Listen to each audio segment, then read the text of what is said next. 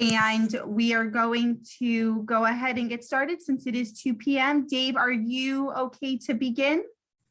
I'm all set, Jen. Thanks very much. Okay, thank you. So please join me in welcoming Dave Costco. He is the marketing manager at RCLS. He just began in the role this past summer. So we're so thrilled to have him and his expertise. And I'm going to mute myself and turn off my video and let Dave handle it from here. So thank you. Thanks very much, Jen, and good afternoon, everyone. I hope everyone's doing well after this weather episode we had over the past few days. It was quite an experience. Hopefully everybody was returned home safely from work, or family and friends are okay. As Jen mentioned, I did start as the marketing manager here at RCLS about 3 months ago. Just a little background on me. I came from the financial services sector, where I spent about 15 years doing marketing at the corporate level capacity. And what that means is I worked for a financial services company that had approximately 75 to 85 branches throughout the country. And I helped them in their specific market with marketing. I also helped the corporate office develop marketing initiatives, helped with social media, helped with developing websites, marketing plans, and everything under the sun. Decided to make a change not too long ago. Very excited about moving over into this sector and working with libraries. I'm still learning as far as the market and what you folks do on a daily basis. But like I said, I'm very excited. Thanks for joining me this afternoon. And without further ado, we'll get started. I'll try to make brief pauses throughout. So if anyone has any questions, feel free to type them, and Jen can tell me to slow down or stop, and we can answer any questions. I will take the bulk of questions at the end, but if something is pressing during the presentation, feel free to type it in the chat and we'll address it. All right, so there we go. Our agenda for the presentation is going to be as follows. First, we're going to go over a brief description of marketing. Then we're going to move into target marketing, marketing components and what that involves, the actual marketing process. And then towards the end, we're going to have a brief display of marketing software that I think everyone has in their office at their fingertips that can be used relatively easily and inexpensively. General topic of marketing. Marketing, oh, hold on a second, folks. Let me just move this to the side here for a second. Okay, there we go. Marketing is the process of getting people interested in your company's product or service. This happens through market research, analysis, and understanding your ideal customer's interests. What I compare marketing to is if I was going to build a house. And if you've ever built a house before, you know how much work goes into it. You have to find a great location. You have to find an architect, a general contractor, a surveyor. You have to find the best materials to use. You want to find what style home you like to build. Anything special with the house, depending on the area and the weather that's in that area. It's a whole process that encompasses all those factors, marketing.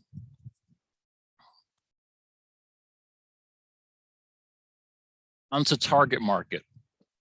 Now, target market is a group of potential customers that you identify to sell products and services to. Each group can be divided into smaller segments. Segments are typically grouped by age, location, income, and lifestyle. So in other words, not all products and services can be consumed by all customers, and each product has a different set of customers who want to purchase or use the product. For example, if you are going to advertise, if you owned a bike shop, a mountain bike shop, and you wanted to find out who is your target market, you'd find out exactly what are the age range of individuals that use mountain bikes. Maybe they're between the age of, your research determines they're between the age of 25 and 45. What location or areas in the state or the region do they live in? What typical incomes do they earn yearly? And what type of lifestyle do they live? That would help you identify your target market, which is the end user of your product or service. The target market is the person that's going to be using your service or using your product. That's the person that actually holds it in their hand, or the person who actually uses the service, the target market. That's the end user.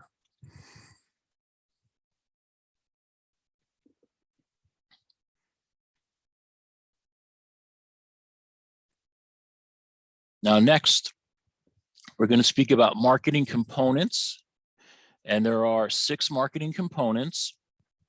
And these 6 components will give you a better understanding of how to identify with and market to your target market.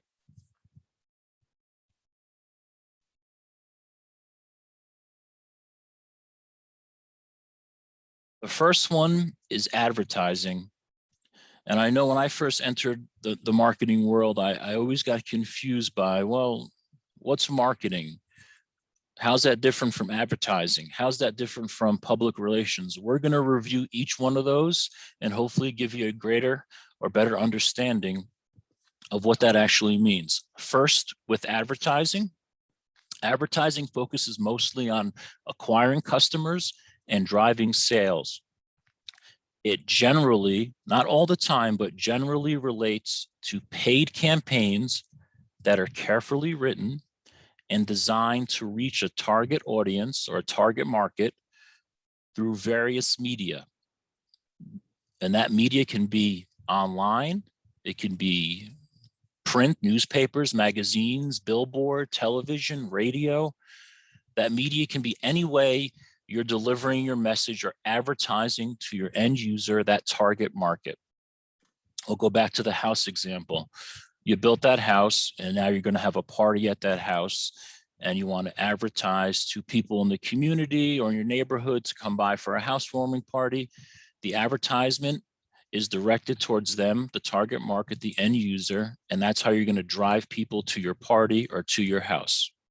So again, in the end, advertising is how you communicate with your intended target market or your end user. Now, within that sphere of advertising, there are a few different types of advertising, and that's what we'll go on to next. The various types of advertising are print, television, social media, online, and radio. Now, years ago, social media was not up there. That was just considered online. But with the recent explosion of social media, it's become its own component now. First, we'll start with describing exactly what print advertising is. Print advertising can be newspapers, magazines, billboards, flyers, brochures, or even a direct mail piece that you receive at your home. The second, television advertising, is pretty simple and straightforward. That can be commercials that you see when you're watching your specific program on TV. For example, I like to make the comparison of if you're watching a football on Sunday. Well, I know I like to watch football on Sunday. So if I'm watching football on Sunday, there's a current theme in the advertisements and the target market they're looking after. For example, I see a lot of commercials for automobiles or trucks. I see a lot of beer commercials.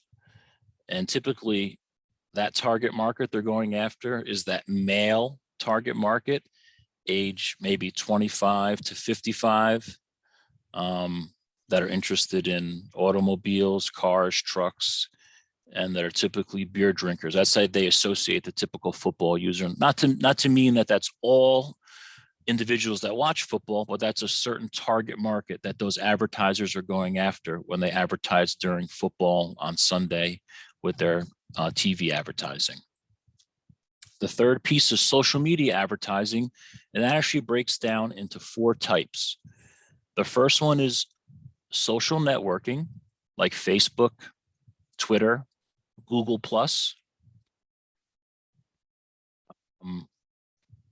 The second is blogging, like Tumblr. The third is photo sharing.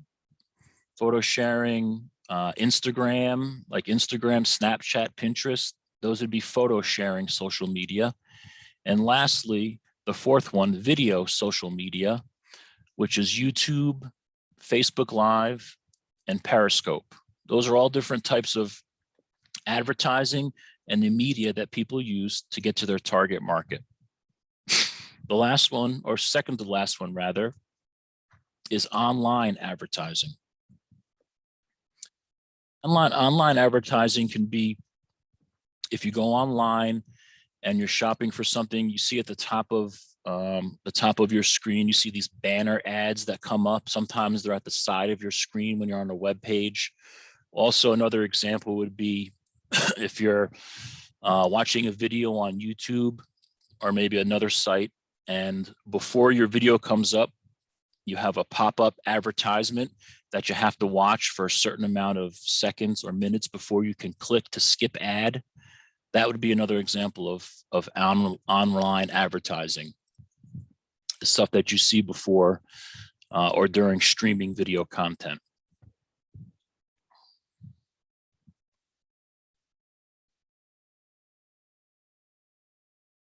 The next component is public relations. And as we mentioned, we want to make sure we can differentiate between advertising, marketing, public relations, PR. So this is the PR portion.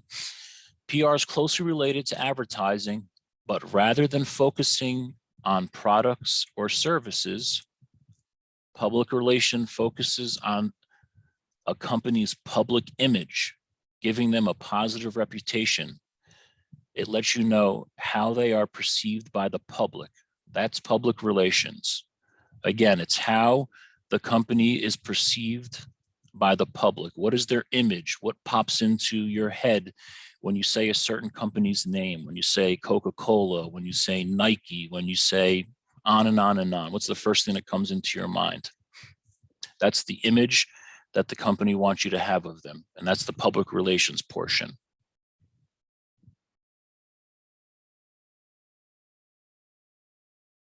The next component is branding, which has become so important over the last 10, 15 years. It's a big buzzword that a lot of companies use. They want to get their brand out there. Branding's important. And branding simply focuses on the personality, purpose, and character of your company, its products or services, with the goal of creating an emotional connection in the customer's mind. In a lot of situations, it uses humor, storytelling, and inspiring messaging. Helps you stand out from the competition. Branding helps you not only stand out from the competition, it helps build brand recognition and creates a consistent brand experience for your customers.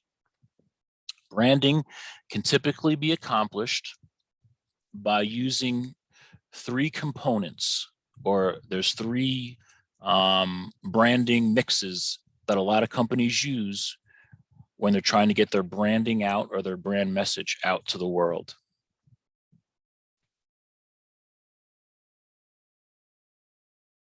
The branding mix we're going to talk about today is made up of three pieces. The first is logo, the second is taglines, and the third is jingles. And we'll talk about each one specifically.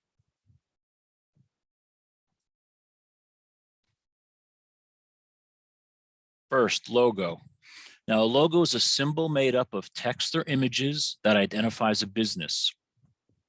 Logo design is all about creating the perfect visual brand mark for a company. Now, if you look on the screen, can everyone identify these logos that you see on the screen?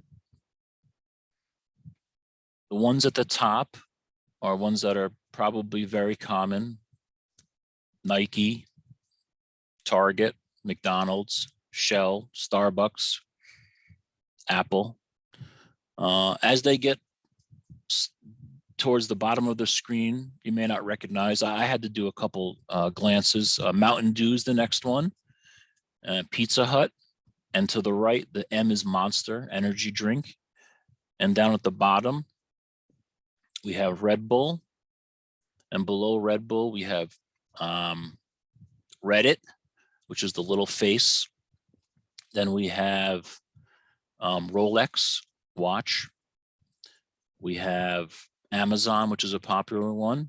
And the green logo on the bottom right is Reddit. So those are examples of logos that are being used. And there's so many logos out there.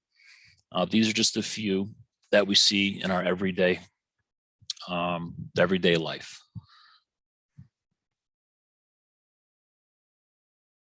Next is taglines.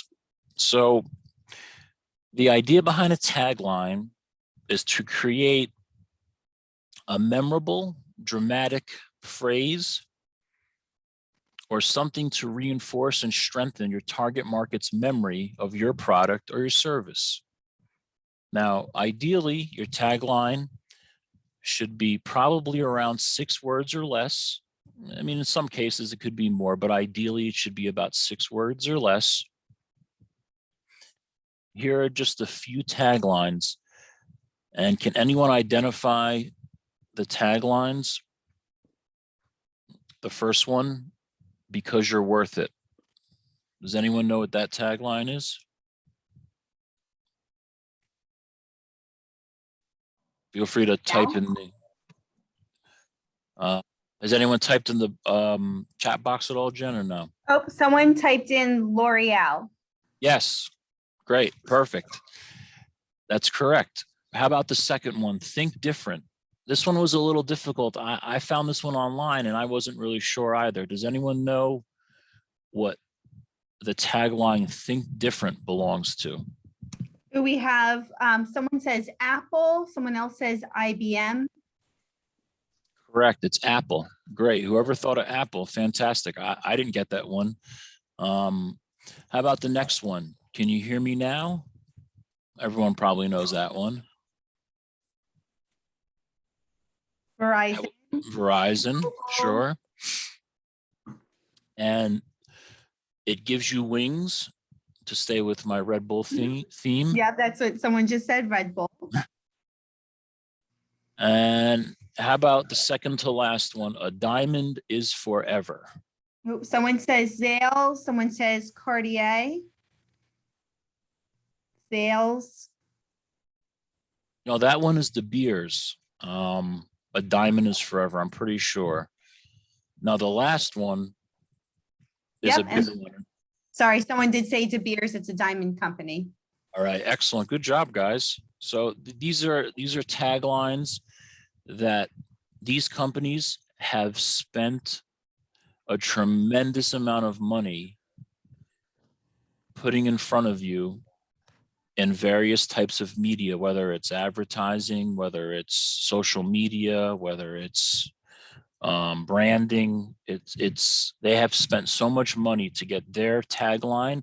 So you remember their company. The last one is one that's been around forever. I'm loving it. So Rosemary says McDonald's. I think I watch too much TV. Sure, no, I do too. And a lot of these companies have been struggling with these taglines and branding recently with the emergence of streaming online. So a lot of folks have stopped watching traditional TV and they just turn to TV either for live sports or maybe the news. But if they want to watch a show or a movie, they're using the streaming networks. They're using Netflix. They're using Apple TV. They're using Amazon Prime. They're using Hulu. They're using a lot of different subscription services. So companies are having to reinvent themselves to get these things out. But the companies that spent all this money over the last years and years and years are in a good spot right now because they did a good job because we recognize those taglines pretty well. All right, the next one is my favorite, is Jingles. So jingles, in my opinion, can be really great or really bad. But it seems like sometimes the really bad ones we tend to remember. In my opinion, a well-composed jingle simply sticks in your head and plays on repeat, and sometimes you can't stop it. And perhaps you'll even hum it out loud sometimes. A few effective jingles or things that'll make an effective jingle will help you recall a memory and emotion, hopefully positive, even years down the line. So we'll start from the top. Can anyone identify these jingles? The first one, we probably hear a lot, Like a Good Neighbor. Everyone's saying State Farm. We should have people sing it. I mean, and that State Farm commercial, I feel like every time the TV is on, I see State Farm or any insurance company for that fact.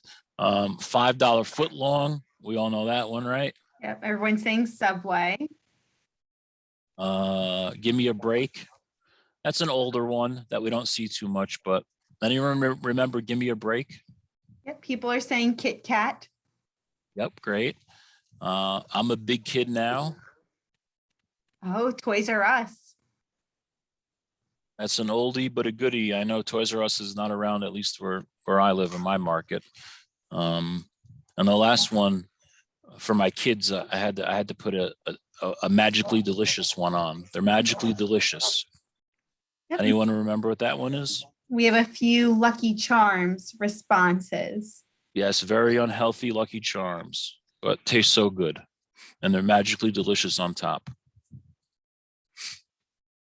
Okay, so moving on to the next component is promotion. Now, promotion builds a relationship either between wholesalers and retailers and uses incentives to entice customers to purchase a product. This is the typical sale. Incentives include discounts, samples, and other tools that add value and make an offer too good to refuse.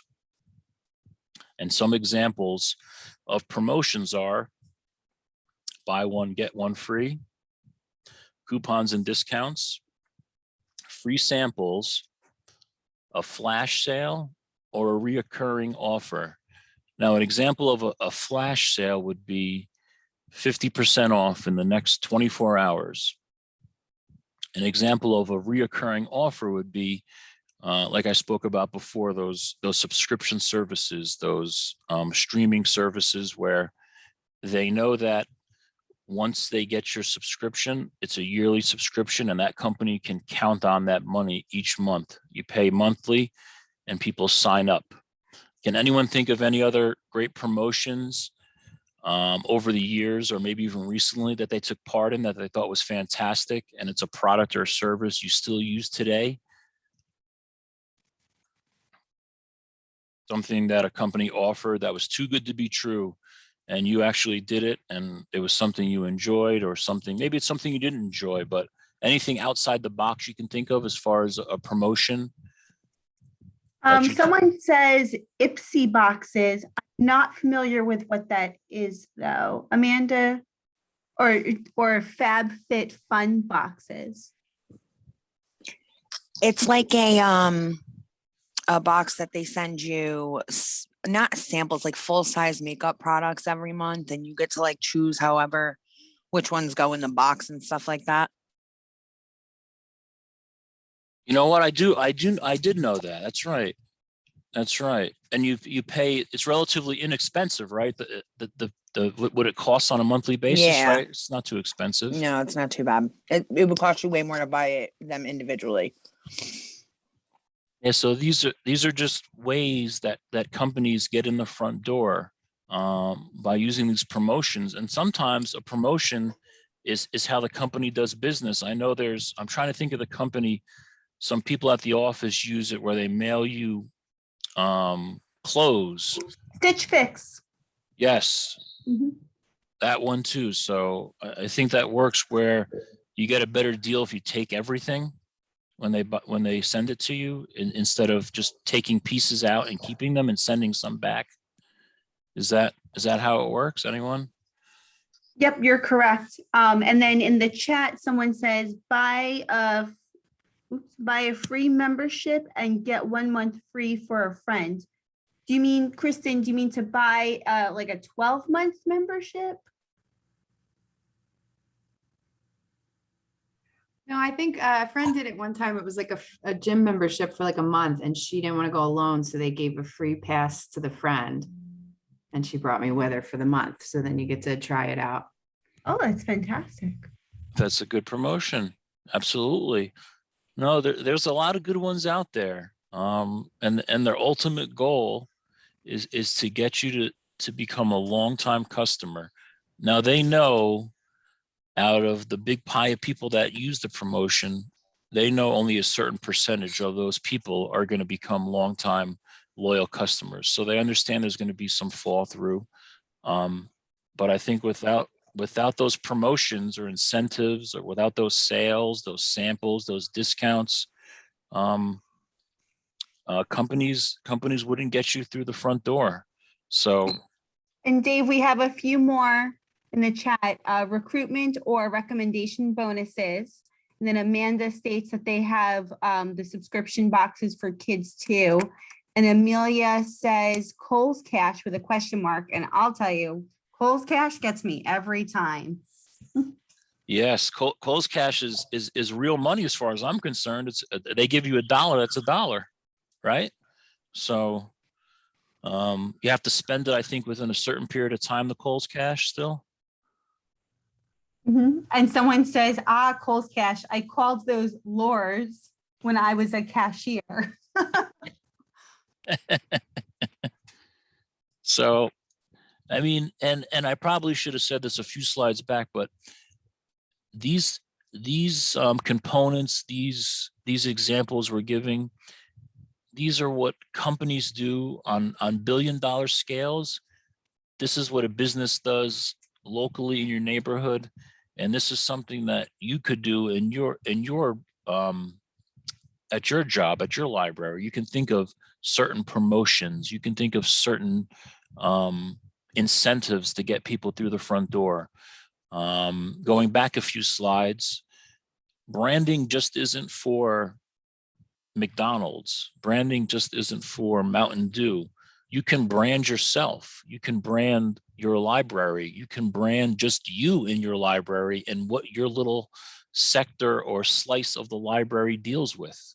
And the thing that I realized and I kind of get off track a little bit, the thing I realized about marketing over the years is you have to fail at a lot of things to find the ones that actually work.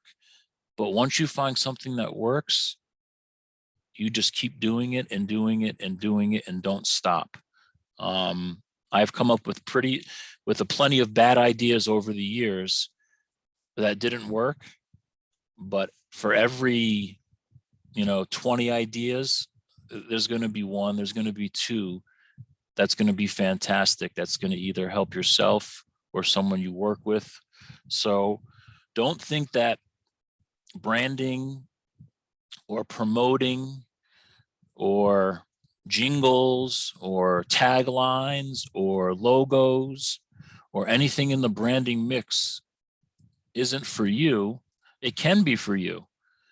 You want to think of something that works for you and for what you're involved in.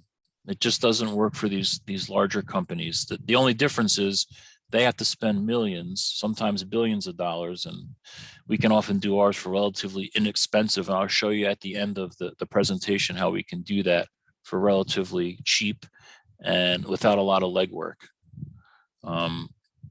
So let's go to the next one. Okay. Probably one of the best ones, retail therapy, I like to say, which is the function that puts a company's products directly before an end user or the target market. So rather than going to a wholesaler or a broker who acts as a go-between for the company and the end user, You're actually going to the store yourself and you are purchasing that product. You are the target market walking through that front door. Examples of retail outlets, we all know, brick and mortar stores like Target, probably one of my favorite. A library is a brick and mortar retail store. Ulta, a coffee shop. And in these locations, it's all about merchandising.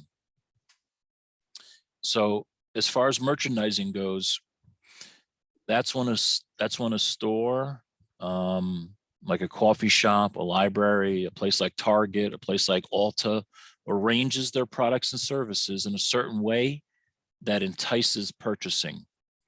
For example, when you walk into stores, typically they're nicely lit, they're clean, the merchandising is excellent, the presentation of the products is excellent.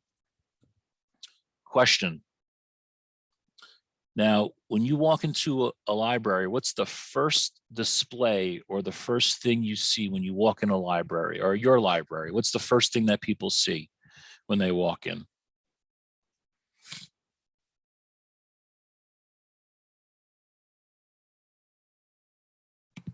And as people are typing in the chat, we have a minute that says kind of when ShopRite puts Italian bread in the pasta aisle, right? Absolutely. And then some responses are coming through. Circulation desk. Someone says our new books are in the front. New books. There's another person. Masks are required. Okay.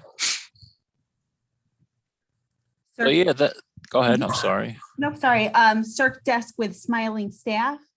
Up until last week, it was a free/weeded bin. And then with I don't know how to describe the face, Alice. I like to say, ugh. Yeah.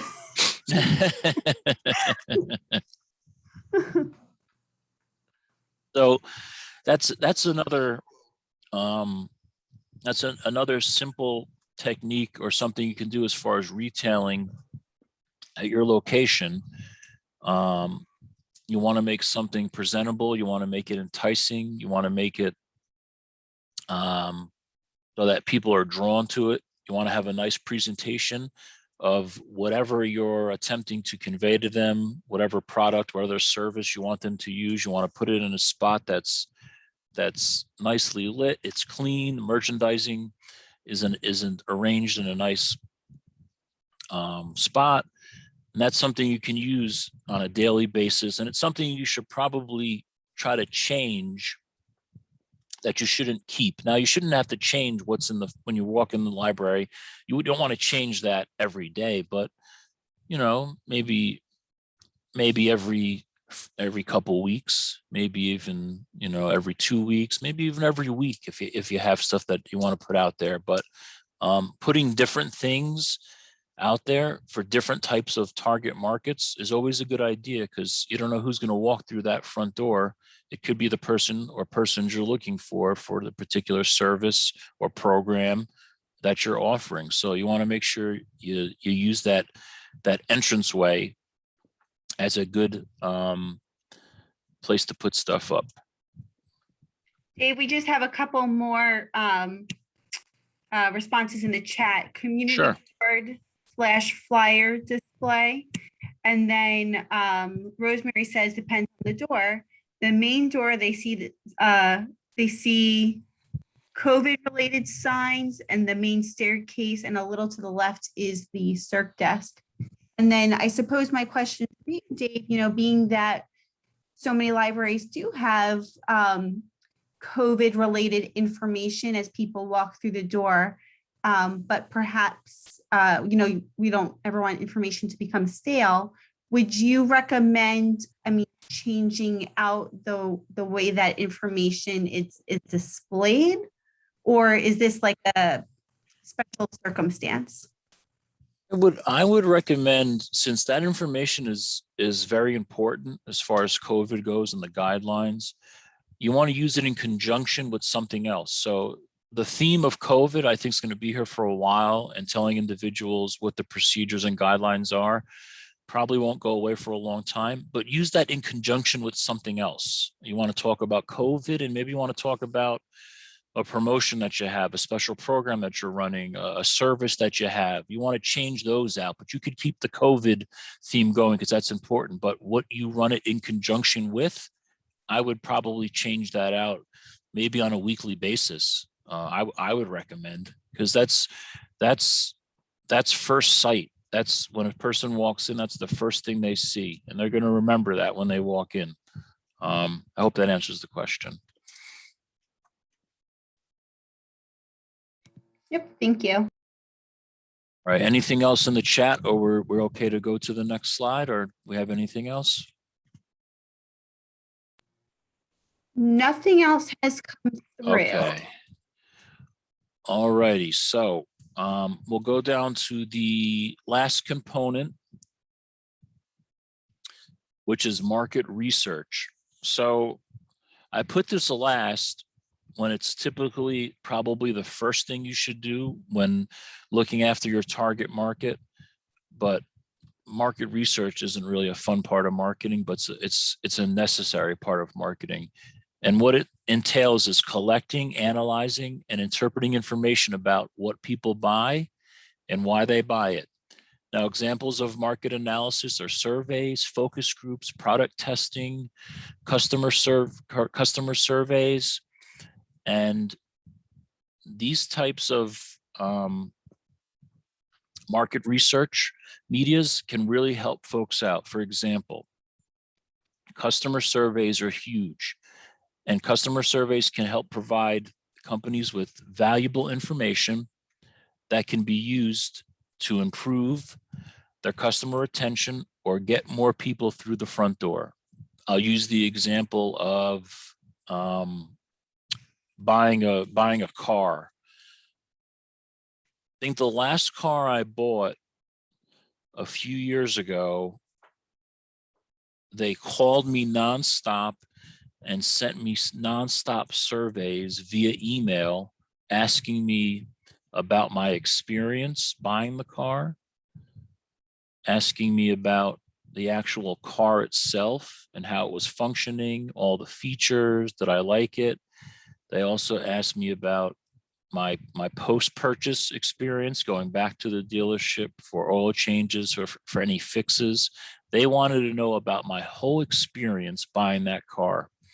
And the reason they wanted to know about that whole experience about buying the car is mainly they wanted to know what they did right and what they did wrong. Because what they did right, like I said earlier, they're going to keep on doing. And what they did wrong, they're going to try to fix immediately. And that will lead to retaining that customer, or in that case, for me, I was their customer, and hopefully I'd return to purchase another car from them if my experience is good. It helps them identify any flaws in their process. It helps them identify any pitfalls, helps them identify any areas of improvement of the experience. So I know in the business we're in, there's a lot of different ways we can get feedback from people, whether it's customer satisfaction surveys, focus groups.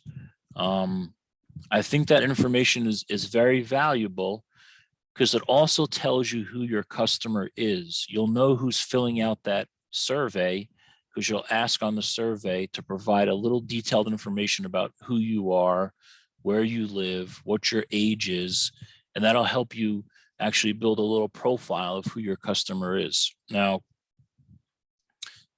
product testing is a little different in our industry. Product testing probably isn't a big component of what we do, but nevertheless, it's a big component of marketing in general. So what product testing helps us does is it provides feedback on developing the best product on potential users' feedback. For example, I'm trying to think of the name that I saw online a few weeks ago, and it's not coming to mind. I think it started with a T, and it was a market review website where you could earn cash if you took part in product reviews. And they had product reviews, they had surveys, they had polls, they had activities. And your opinion that you gave would go directly back to the company who actually had that product and how they marketed it. I want to say it was a tea to Luna. Anybody help me out there with this? Has anybody ever seen this online where you can actually provide feedback and that you can earn cash for testing products, for giving feedback? I want to say it was something like Tuluna was the name, but I digress unless anybody can help me out and throw me a life preserver here. Nothing's come through yet. But there's a question, what do you do if no one ever fills out your survey? That's tough. So I would recommend a few different things if no one fills out your survey. So before people, you want to entice them with something to fill your survey out. You could always offer them something in conjunction with filling out that survey, some type of special reward, some type of special feature, some type of special service, something that they don't typically have available to them. You want to entice them somehow to fill that survey out. You want to connect it to something else. People love to get free stuff. They love to get hear information first. They love to feel like they're getting full attention. And well, actually, you could do that. What I've done over the years is that if I've held a discussion or if I held a presentation where people are actually present, I would actually ask them as they leave the room, ask them general questions that I can quickly check off on a box. So if people aren't filling your surveys out, you want to make them as small as possible, and you want to make them as short as possible so that you could probably or most likely go through the questions yourselves and maybe ask it during the service or during the program, during the event that you're having afterwards, with just people raising their hands maybe, but probably enticing them with some type of special offering is what I would recommend to get them to fill it out. Thanks, Dave. There's a few comments in the chat. Lynn says CVS sends a survey every time I walk into the door. It can be a turnoff when it's repetitive. I agree. Yeah. Lisa says, I subscribe to eRewards. You accumulate points for filling out surveys. And go ahead. Sorry. Go ahead. No, go ahead. Go ahead. And Lisa, it looks like she did find Tuluna. Oh, so it does exist. I thought I was going crazy for a second. Okay. And Rosemary says, and this is regarding library patrons filling out surveys, or if always the same people filling out the survey, they're usually reliable patrons and not the people who you're trying to get into the library. Problem with enticing people with quote unquote free stuff is that's already the public library's role. Yeah, true. That's a tough one. As far as filling out the surveys, I'm going to show you towards the end of the presentation a way to kind of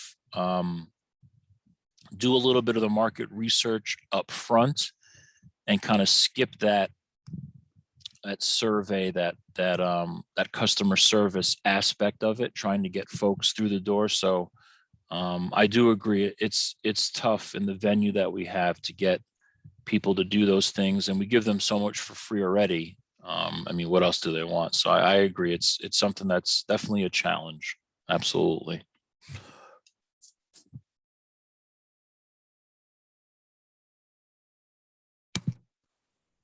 So next, we'll move on to the actual marketing process itself.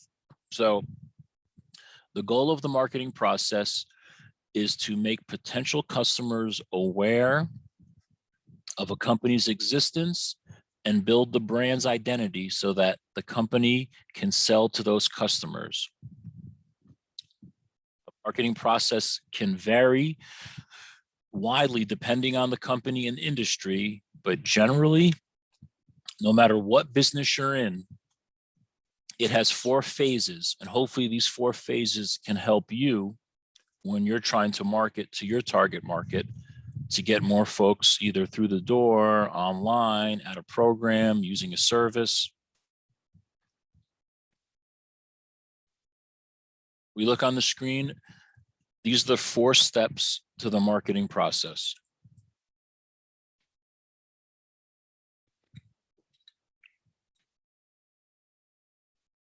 The first one is define the brand or who you are or what you do.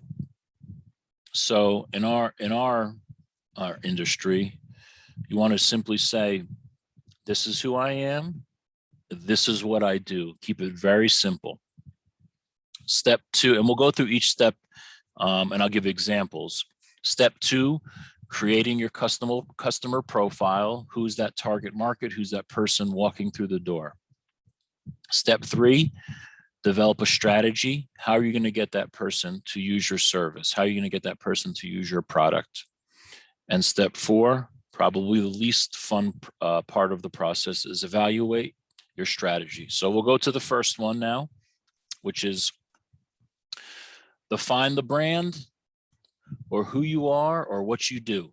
So in this example, just saying simply, if we're an IT company, saying we sell IT services. Why, that defines exactly who you are and what you do. It's just not enough. You want to spell out what problem you solve and why it is that you do what you do. And I just put something, in my experience, we could kind of change it from, instead of saying we sell IT services, perhaps you could say, we protect small and mid-sized businesses from cyber attacks that could result in devastating lawsuits for an affordable price, which is a much more effective message than an overbroad, we provide IT services. Everybody says that. So you want to be specific. You want to create some urgency. You want to tell the person in a little bit more detail what you do. So I'm thinking for libraries, how could we do that? Should we try using slogans? Should we try using taglines? I know from my experience, I've only been here a few months, a lot of places say, we provide products and services to the community. Anybody have any examples of maybe a different message based on step 1, what you could say instead of just simply saying, and maybe you do this already, and I would love to hear what you do. It kind of helps me do my job. Instead of just saying, we provide products and services to the community. Does someone say anything more specific or different when they're actually communicating who they are to the community? We have a response in the chat where the community connects. I like it.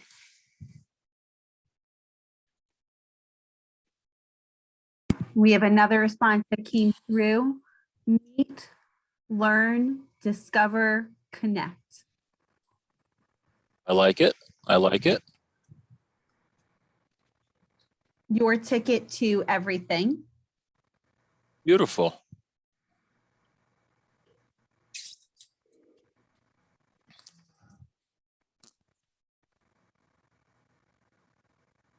I'll test a few out on you guys too, and interrupt me if any more pop up on the chat. Nope, sorry, I'm interrupting. Enhance, enrich, enlighten. Very good. All right, go ahead. I like those. Those, you know what? what I've realized over the past few months is that conveying emotion tends to work. So those slogans, those definitions of the brand or who you are, they make me feel a little bit more emotional, which I like. It gives you a good feeling that you want to go to that place. That's a good place. That's a place where there's acceptance, there's learning, there's a connection, there's something happening. So those are great, guys. Great. I wrote down two while I was listening. The first one I wrote down was destination for research, learning, and friends. And the second, a place for access, understanding, and achievement. So just, same thing you guys did, just use a play on words. You almost don't know what the place is. It almost doesn't even sound like a traditional library when you say it's a destination for research, learning, and friends, or it's a place for access, understanding, and achievement. It's a place that you want to go. It gives you an emotional good feeling. You want to check it out. You want to see what's going on. So great job on those examples. Move on to step 2. We're kind of winding down on the slides too, so I appreciate everybody sticking with me here. I know after about 45 minutes, 55 minutes, people tend to, it gets a little much, especially when you're learning about a new topic. So I really appreciate your attentiveness and your participation. Makes me feel good, so thank you. Step number 2 is creating a customer profile, or that target market, that end user. Who are you trying to attract? You can't create a marketing strategy without knowing who your customer is, and that's where a customer profile comes in. A good customer profile breaks down the following common aspects about individual customers. And I know we're not, it's tough on surveys, but what I found is, going online to find data about traditional customers and who your customer is probably a good place to look. You can find out age, you can find out education level, gender, job title, interests, needs, any products or services they want. Now, creating this customer profile is probably very community specific for the area where your library is located. Every community is different. The profile of people that live in the community are different. So you want to take a good hard look when you're creating that customer profile. Who are the people that are in your area within that radius of your library that you're attempting to attract? So a lot of that work can be done online through simple Google searches to find out. You want to do Google searches to find out demographics, maybe in a particular zip code. I'll show you in a few more slides how we can actually create a customer profile and hone on specific people. So step 2, creating that customer profile. You want to make sure you know who you're going after. You don't just want to say, I'm going to go after anybody or everybody, because the actual service or program or product that you're offering, it may be for everybody, but usually it's not. Usually it's for a specific group or groups of people, specific ages, sometimes specific genders, not all the time, but you want to go online and use those services and those use the data that's been compiled for you. On to step number 3, developing that strategy. So now that we know who you are, and now that we know who your customer is, you can finally put together that marketing strategy that you've been waiting to do. Now, the marketing strategy should use various marketing channels, video, blog, social media, print, and the like, and they should all work together to communicate the same message. So the mistake that I made when I first started in the marketing profession is that I tended to change the message or the strategy, well, actually the message that I was sending out based on the platform that I was using. So if somebody said, you know what, Dave, we want to send out this particular message and we want to send it out via email blast, or we want to send it out with a video on social media, we want to send it out with flyers, I would change the message based on where it was getting communicated, which was probably the worst thing that I could have done. What it did was it created a lot more work for me, which that was fine, but it diluted the message. It chopped the message up. The message was different depending on where people were receiving it. So there was no consistency among that message. So when you're putting together your strategy, after you've defined who you are and what you do, and once you know who your customer is, and you're putting together that strategy, you want to keep the message the same no matter where you're communicating it. So just because you're on Facebook, you don't have to change the message to put it on Twitter. Just because you have a flyer, you don't want to change the message because it's a flyer and it's print. You want to keep the message the same. Now, different channels have different parameters you have to follow. For example, if you're on Twitter, you have a character limit. So sometimes you can't type out exactly as much as you want to, but you should try to keep that message pretty much the same no matter where you're communicating it with. And when you're doing that, you want to be sure to consider budget. You want to be sure to consider time, and you want to make sure you're determining whether your focus is a broad focus of who you're attempting to market towards, or it's a narrow focus of who you're attempting to market to. And we can talk about this a little bit more in detail towards the end. So the fourth and final step is evaluating your strategy. Keep your questions simple. Did it work? And I always like to say, well, what was my goal? Was my goal to have 25 people show up at my event?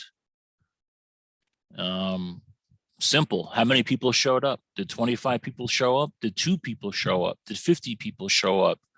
Did my strategy work?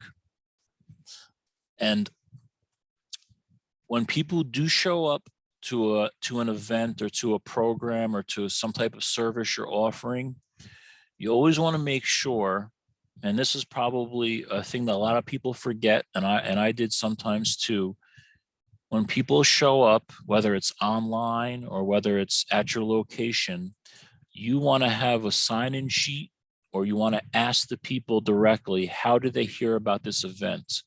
How did they come to know that this was happening? Because you want to know where you communicated your message, the vehicles you used, which ones worked. If everybody walks through the front door and says, I heard about this event on Facebook, and you're thinking to yourself, okay, well, I used Facebook, I used the flyer, I did an email blast, I did A, B, C, D. So nobody showed up based on those, but Facebook was the best way to do it. So then you keep on using Facebook, and maybe you expand upon Facebook. Or maybe everybody comes in and they give a different answer for how they found out about the event. Then you maybe want to reconsider narrowing it a little bit, the channels that you use. But what I'm going to do before we move on to the question portion, I'm going to attempt, I haven't done this on my end yet, so hopefully everyone can see my screen. Let me exit out here. I'm going to show you something that you can do. Hold on a second here. See if I can find it. Facebook. So Does, Dave. if you, go ahead. Sorry, so when you switch screens during a screen share, it doesn't pick up the next screen. So you're gonna need to stop sharing. Oh, wait, there it goes. Okay. Got it. I see it now. Okay, good. I switched over to the other screen. Okay, good. So I think that was the hardest part of what I had to do. So we're going to be okay then. That was what I was most concerned about. So through the chat, if you could, who uses, this is just one social media platform. There's so many to use that we could be here for hours, but I'm going to use Facebook as one. There's a whole bunch we could use, and you can always contact me offline if you want to know how to use a different social media platform to help convey your message or get your strategy out there. We're going to use Facebook right now. Do most people have experience using Facebook as far as trying to promote or trying to advertise or trying to get awareness to any events or services or programs? Or what's the show of hands on using Facebook experience as far as using Facebook to promote something? We have yeses coming. Yep, Facebook and website, Facebook and Instagram. Someone uses it every day. Okay. That's great. So has anybody on Facebook ever created an ad or tried to boost a post with the show of hands? Has anybody ever experienced with actually spending money or paying to use Facebook to help them? We have a couple of yeses. Yes to boosted posts. Yes, often. Okay. And for the people that use it, so that there's at least 2 or 3 people that have used it before, the boosted post. And of those people, have they had success with it or no success, little success? Yep, and feel free to come off mute if you would like. Someone does say no success. Okay, I want to hear from that person.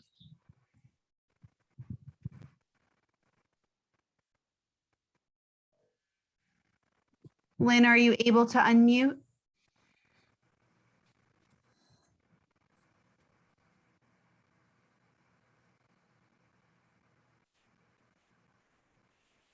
No, they're not able to unmute.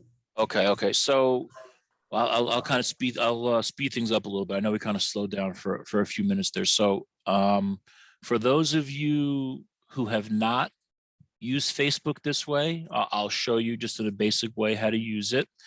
For those of you who have used Facebook before, maybe I'll do something a little different you haven't seen before, or maybe you're doing exactly what I do and we have to talk offline and maybe we can help each other be a little bit more successful. So there's a few different things you can do in Facebook.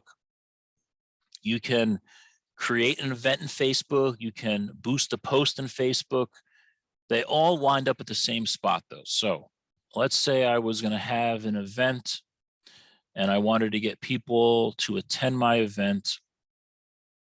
So this is what we would do. And I had a relatively cheap, I didn't have too much money to spend. So the first thing is maybe we want people to sign up for our event so we know who's going to come to our event or attend our event. So we would go sign up. We'd put our website. There's my website right there. And the next part of the screen is probably the most important part, is your target market or your audience, who you're looking to show up at your event.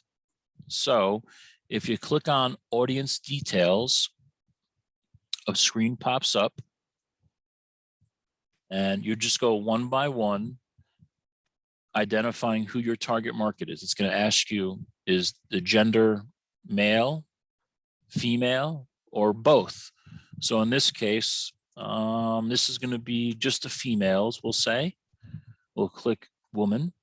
And the age of the folks coming, we've identified our target market or our demographic is going to be between the age of 30 and 45. And I'm just making this up. This could be completely different for anybody. So we want to type in our location of where the event's taking place. So I'm in Middletown, so I'm going to type in Thrall Library, because that's the library that's closest to us. So Middletown, if I could spell it right, Middletown Thrall. Let's see if it pops up. There it is, Middletown Thrall Library. Okay, so here's a little map of Middletown, and we're going to drop a pin exactly where Thrall Library is. And it's going to have a radius automatically that starts at a mile. So it's going to contact Facebook users that were within a mile of Thrall Library. But we want to extend that out a little bit. We want to say, maybe let's go after people that live, let's say 7 miles. It could depend on what your area is and how far your target market is. Some places, the target market or the radius will be relatively small, maybe a few miles, maybe it'll be relatively big, maybe, 8 miles, 10 miles, 15 miles. So how about for this example, we say within 10 miles, okay? And now we can also detail our target market a little bit more by demographics, by interests, by behaviors, and by different categories. So we're having an event, and the people that are attending our event, we believe as far as interests go, arts and music or one is a component of our target market. So we would start clicking on whatever part of our target market, performing arts, painting, on and on and on and on and on. And it's going to add that interest into our detailed target marketing, right? We can go to education, we can go to financial, we can go to life events. It goes very specific as far as target market of who you're trying to attract. Or you can just go to no interests. If you don't want to identify people that narrow, you can go to a broad identification and just say, you know what? We're going to go to people between the age of 30 and 45 that live within 10 miles, or did we say 10 miles? What did we say? Yep, within 10 miles of Thrall Library. And we're going to go down. We're going to save our audience. Now we're going to go down to duration of the campaign. How long are we going to run this campaign for? How long is Facebook going to send our advertisement, our post, our event that we created? How long are they going to send it out for? How many days? So we're going to say we're going to do it for 7 days. That means it's going to end on November 3rd. So as our event is on November 4th. So we want to end it on November 3rd. And down at the bottom, as far as total budget, now Facebook has this total budget function so that once you use your total amount of money that you've instructed, it's not going to charge you anymore. So we've got permission through our budget to spend on this actual event $150, right? So we click $150. Payment's going to be at the bottom. It's also going to give you a preview of the ad. This is just something that I had done previously. It's not specific to our event, but you would actually get to design the post or the event, essentially what the person that receives it on Facebook is going to see on their mobile device. And they're going to have a sign up button that they can click. And that's what it's going to look like. You can change it. If you need to, you can do previews. Like I said, if anyone has any questions about how to do this in detail, I can walk you through it offline. No worries at all. So you want to do that. It's going to tell you down at the bottom, excuse me. It's going to tell you down at the bottom on a daily, each day, the people that this message is going to reach based on the budget that you've spent, $150 on a daily basis. This could reach anywhere from 536 people to 1,500 people. And typically you're going to get 9 to 31 clicks on a daily basis. So that's what Facebook is anticipating you'll get based on the budget and what you're going to reach. And that ad will run for 7 days for $150. You can continue the ad, you can increase the money, you can decrease the money as time goes on. We did a few of these for focus groups that we ran for folks in the Minnesink community, Minnesink School District, and we had some nice success as far as not only having people show up at the event, but it also created a lot of chatter about the event online through Facebook. So people would go online, they'd make comments, you could interact with people. Maybe they have questions about the program. Maybe they have questions about exactly the service you're going to provide. You can answer them directly. You could maybe keep a database, which we have done, of the people that you've interacted with online, people that liked your post, people that shared your post, people that interacted with you. You could build a database, start doing customer profiles like that. Just one small thing that you can do for relatively a low amount of money. Any questions as far as someone who's used this before and it hasn't worked, someone who wants to try to use it, someone who thinks it's a good idea, they're indifferent towards it? I'll digress and let any questions come in at this point, if you have any. Yeah, so we have a couple of comments in the chat. So one person said that there is no real change from a prior year, so they didn't use it again. Another person says they found it was difficult to get posts much visibility after boosting once. Felt like I was then being asked to boost everything. And then another person says boost results have been good for reach, but not necessarily for post interaction. Okay, could they explain a little bit more as far as post interaction? What specifically did they do? What was happening? Okay. Hello. I've got my ads page open here.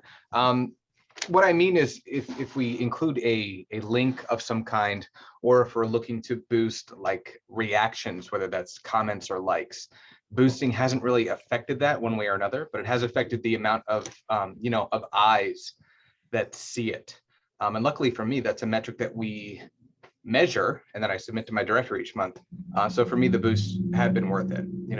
You can, as long as you're getting your message to people, if they don't take the bait, what more can you do? You know that they've seen it. Mm-hmm. Yep, good point. You want them to see it.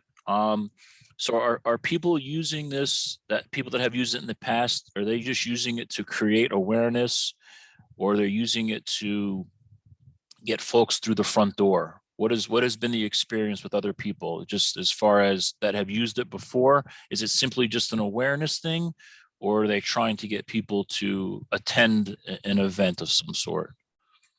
We have one response in the chat that while it was a new experience at their library, this is from Alice, unfortunately, the time we used it most intentionally, we had to cancel the event due to a death in the presenter's family. Okay. And then Lynn says, we try to get people to attend an event. Okay. Like I mentioned, not too long ago, I think it's something where you have to absolutely try it more than once. You have to find out what works and what doesn't work. And that's where I could be of any assistance to anyone out there. So if not just with Facebook, but with any social media platform, with any type of marketing strategy, with anything that involves you trying to accomplish a goal via marketing, that's where I can help. And that can be a quick phone call to me. That can be a quick email. That can be, it doesn't have to be quick. It can be a long conversation. It can be something rudimentary, something that's very complex. It doesn't matter. My job here is to provide you with support and resources in the form of marketing to help you accomplish what you're looking to accomplish at your location. So if anyone has any need for my assistance, they can contact me with any questions, with maybe a campaign that you're thinking about running. Maybe it's you just want to run an idea by me. Maybe you're just doing some brainstorming and you need some more ideas and you want to get a different opinion. You want to get a different look at something. That's what I'm here to do. So at that point, I know we've been probably what are we, about an hour and 15 minutes in, Jen? So I think at this point, I know it's been a long road up until this point, but if anyone has any questions, please feel free to ask them and I'll just listen if you have any. If you don't, and you're just completely exhausted and you want to talk to me offline, you prefer to do a chat over the phone or just send me an email or an IM, I'm available.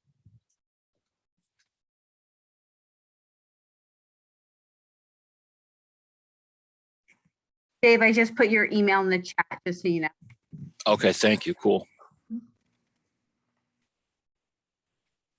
All right, so if we don't have any questions, I want to thank everyone for attending. I appreciate you spending this time with me this afternoon. And not to beat a dead horse, if you need anything from me as far as marketing goes, feel free to reach out anytime. Please use me as a resource. I'm here to help.